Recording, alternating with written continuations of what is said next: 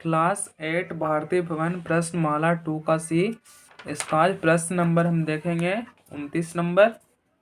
जो कह रहा है वह कौन सी सबसे छोटी संख्या है जो पूर्ण वर्ग राशि है और 14, 35, 40 और 100 से पूर्ण रूप से विभाज्य है। यानी कि हमें छोटी संख्या ज्ञात करना है जो कि इतना से 14, 35, 40 और 100 से पूर्ण रूप से विभाजित है, वो संख्या में ज्ञात करना है। तो इसे हम अब बनाते हैं कॉपी में। तो इसमें संख्या दिया गया है 14, 35, 40 और 100 दिया गया है। 29 नंबर क्वेश्चन है। तो इसका हम एलसीएम ले लेते हैं। 14, 35, 40 और 100 का एलसीएम लेने पर तभी हमें प्राप्त चलेगा कि कौन सबसे छोटी संख्या है जो कि इससे विभाज्य है। तो 14, 35, 40 और कितना 100 है। तो ये अब 2 से लगेगा यहाँ पे। पहले 2 से 14, 35 नहीं लगेगा। 2 से 20 मरतबे 40, 2 से 50 दूनी 100। फिर से इसे 2 से लगाएंगे, 7 नहीं लगेगा। 35 पे नहीं लगेगा। 2 से यहाँ पे हो जाएगा 10, यहाँ पे हो जाएगा 25। अब इसे लगाते हैं।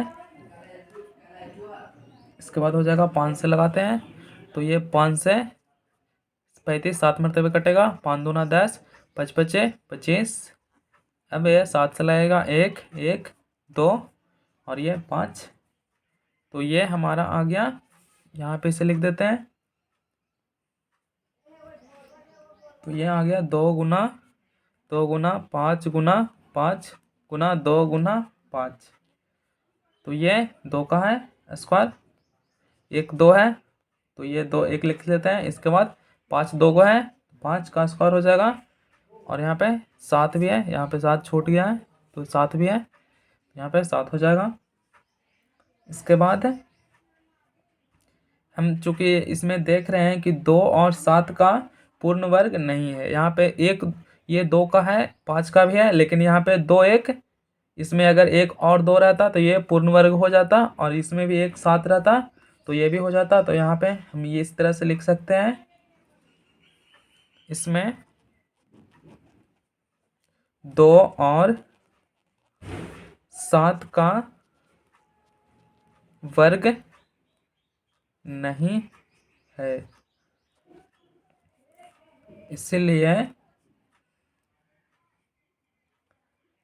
इसमें इस संख्या को, यानी कि 2 और 7 को, इसमें इस संख्या को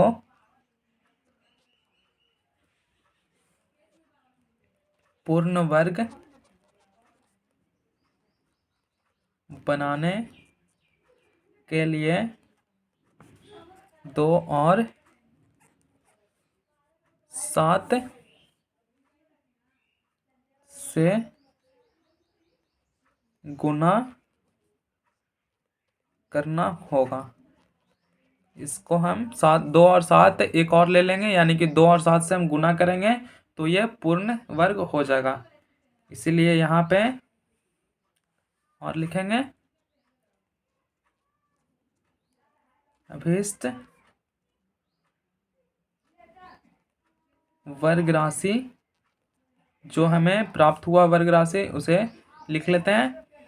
2 गुना 7, इसे हम 2 गुना 7 गुना 5 का स्क्वायर गुना 2 का स्क्वायर गुना 2 गुना 7, हम 2 और 7 से गुना कर लेंगे तो ये हो जाएगा अब पूर्ण वर्ग। तो ये आ गया 2 का स्क्वायर, ये 2 का हो जाएगा, और एक 7 का स्क्वायर भी हो जाएगा। ये एक 7 से हम गुना करेंगे तो 7 से हो जाएगा। इसके बाद 5 का स्क्वायर पहले से था, और यह भी 2 का स्क्वायर था। तो ये अब आ जाएगा, 2 का होता है 4, फिर 49 हो जाएगा, फिर 25, और इसके बाद 2 का 4, इसे हम गुना करेंगे तो ये आ जाएगा 4 को 16, 25 चौके 100, 100 में 4 से करेंगे 400, और 49 चौके यहाँ पे हो जाएगा 196, और 2 जीरो। तो ये आ जाएगा, इतना आंसर इसका हो जाएगा। इसके बाद प्रश्न नंबर 30 है, किस संख्या को उसी संख्या से गुना करने पर गुणनफल 2025 हो जाता है। तो यानी किस संख्या का गुना करने पर गुणनफल 2025 हो जाता है, यानी कि इसका वर्गमूल हमें निकालना है। तो इसे हम देखते हैं।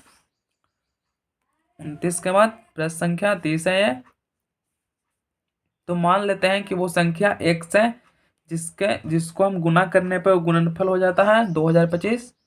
तो माना कि वह संख्या x है। तो प्रश्न से इसको हम x को अगर गुना करते हैं तो कितना हो जाता है, तो हो जाता है 2025 हो जाता है। जैसा कि दिया गया है प्रश्न में कि किसी संख्या को उसी संख्या से गुना करने पे हो जाता है 2025। तो उसी संख्या से हम 2 बार गुना किए तो हो गया कितना, 2025 हो गया। तो ये हो गया x, तो x स्क्वायर हो जाएगा, x स्क्वायर बराबर 2025। तो ये स्क्वायर हो गया, तो ये अब रूट में आ जाएगा, स्क्वायर से इस पे रूट चढ़ जाएगा, तो ये 2025। तो इसका हमें अब वर्गमूल निकाल देना है। तो इसका हो जाएगा वर्गमूल, से साइड में वर्गमूल निकाल लेते हैं इसका 2025 का। तो इसे हम पहले वर्गमूल निकालने के लिए जोड़ा में लगाएंगे। तो ये जोड़ा में लग गया। इसके बाद ये लगेगा 4 से, 4 चौके यहाँ पे 16 होता है, यहाँ पे 4 4 यहाँ पे जुटता है और यहाँ पे गुना होकर लिखाएगा, 4 4 8 हो जाएगा, 4 मरतबा यहाँ पे 16 लगेगा। इसके बाद यहाँ पे बचेगा 4। और जब भी किसी संख्या को उतारने के लिए यहाँ पे एक संख्या नहीं उतरेगा, यहाँ पे दोनों एक ही बार होगा क्योंकि जोड़ा में है।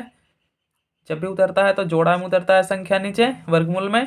तो ये अब लगेगा यहाँ पे 5 मरतबे लगेगा, इसमें 5 जोड़ेंगे तो ये आ जाएगा 90। लेकिन यहाँ पे 5 से गुना करेंगे तो ये आ जाएगा 425। तो ये 425 जीरो हो गया, यहाँ पे 5 मरतबे आया 85 में 500 गुना करने पे। तो ये इसका आ गया वर्गमूल 45, यानी कि 20-25 का वर्गमूल। इसीलिए x बराबर आ गया 45, इसका आंसर हो जाएगा।